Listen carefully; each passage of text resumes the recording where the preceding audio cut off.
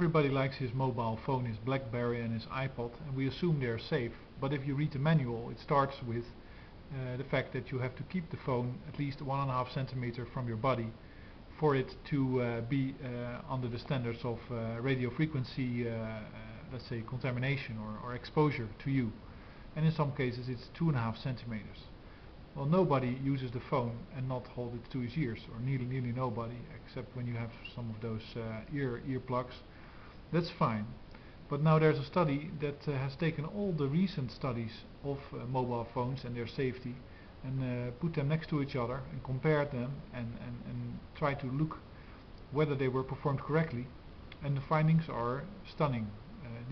All these studies have been skewed towards mobile phones being safe, with about 14 of them concluding that mobile phones even prevent brain tumors.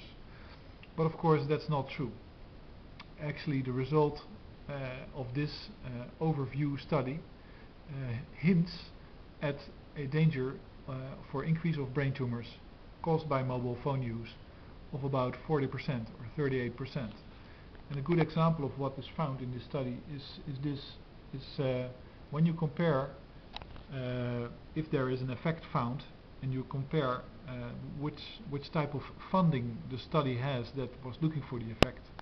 In the case of an industry-funded study, you'll find that in 8.3% of all studies an effect of radiation was found. If you look at the independently funded studies, you'll find an effect in 47.5%. Now, of course, independent studies can also be skewed to the direction of an effect or a danger from mobile phones, but of course a factor 5 difference between industry funded and non-industry funded is a little bit suspect. It's an interesting report. It has 15 points of concern, which is a very mild way of putting it. I think it's just horrific, just like the Toyota report that said that basically Toyota kept information on car crashes under wraps to be able to sell their SUVs, which were not safe. You know, it's like if you're building airplanes and you're selling them, you're testing them, and every time one crashes you just deny that it ever happened and you remove them from the statistics.